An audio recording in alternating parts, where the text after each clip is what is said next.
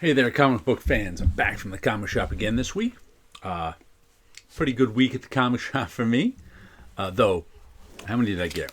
1, 2, 3, 4, 5, 6, 7, 8 comics. Though 4 of them were Chris Geruso covers.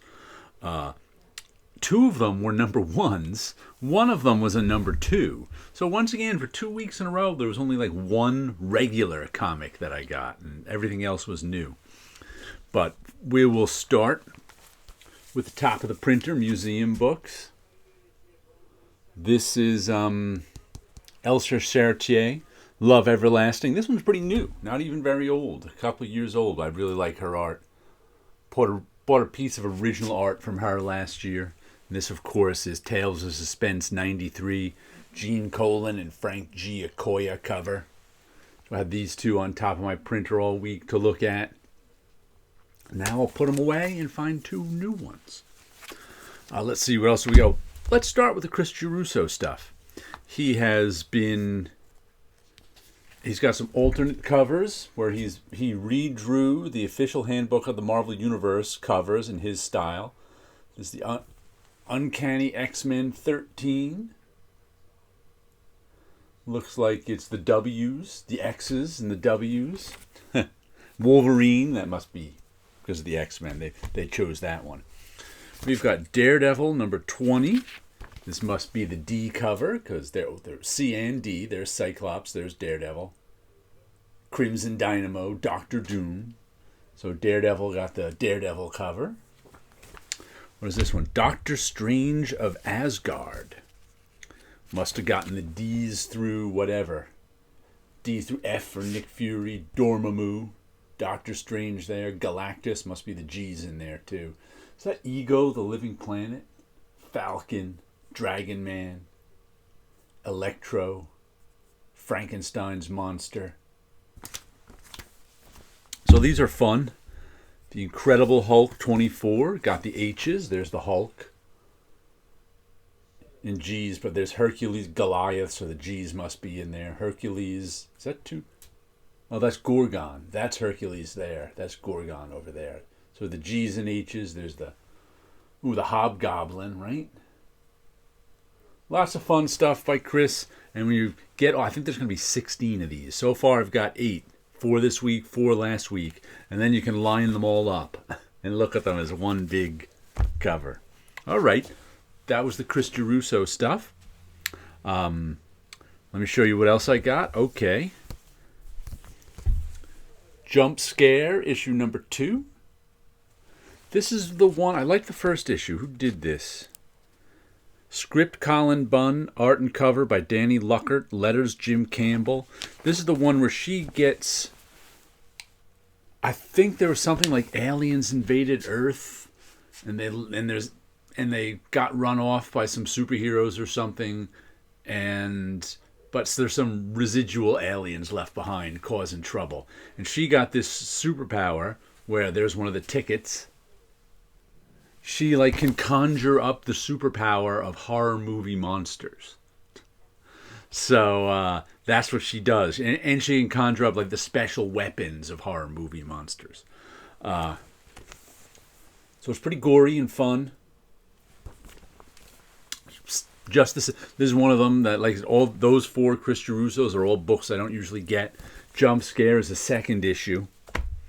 Then here's one that's a one shot, I think this is. Oni Press. Patrick Horvath. He's the one who did, what was the name of it? Beneath the Trees Where Nobody Sees. That's it. Which was this everybody in the world was some kind of teddy bear. So I guess it was a anthropomorphic animal one, except everything was teddy bears. And it was a horror story because one of the teddy bears was a serial killer.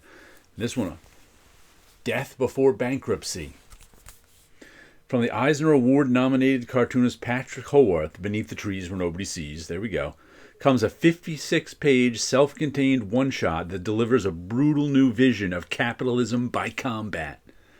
And In the future, World Finance League exists to benefit all, randomly choosing from among the billionaires and trillionaires of the world, presenting them with a choice. Either donate half their assets to the common good or defend them in ritual combat. There's some more after that, but there we go.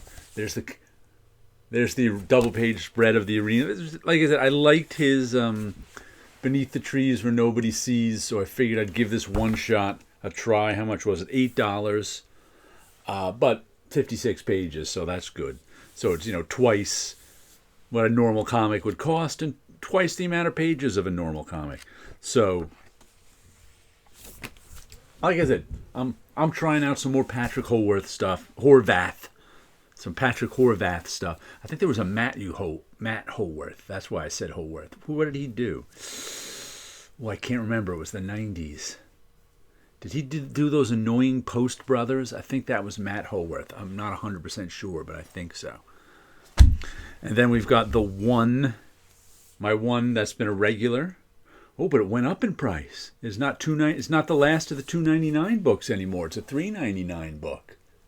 Spawn, issue number 363. Todd McFarlane. So the last of the $2.99 books is now a $3.99 book.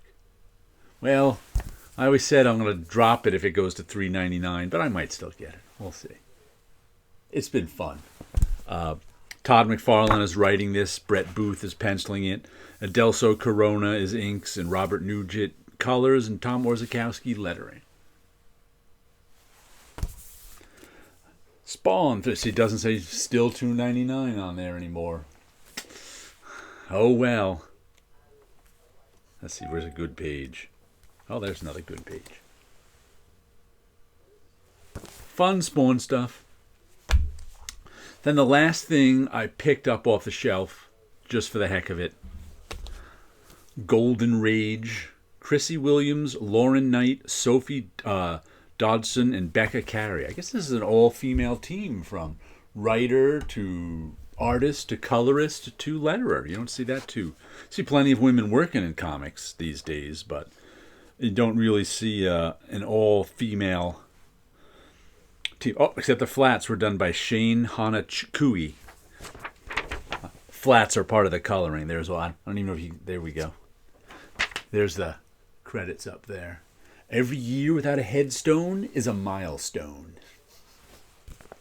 I think this has something to do with an angry old woman. So, okay, here we go. There's a chapter 1. And this is 1 of 5.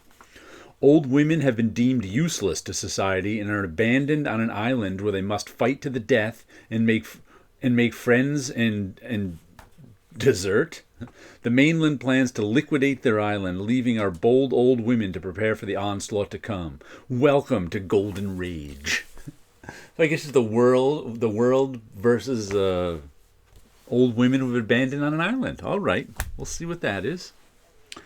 Let me show you a little bit of what I did this week. What do I got here? Dreams of Things, number 274. That one's got some bright colors on it. Not a lot of dark colors on that. That strange armless woman with her patches of primary colors. A fellow looking in here, pensively into the distance. And there's a woman's face looking at that other woman, giving her a little bit of the side eye. And is she a sign? Is that a monitor? And a rainbow in the background, and some gold. Not many dark colors. That's a little bit odd for my coloring to have so many bright colors in it. Lots of textures in it, too. I like the way that one came out. We'll put it behind this painted one I showed you last week. Oh, and a Friday night show is going to be on Paolo's channel this week. We'll be switching off every week. Last Friday's show was here on this channel, and now we'll be on Paolo's channel. So I have a link below for you. All right. Some new comics, some new artwork. You guys have a good week out there. It didn't turn off.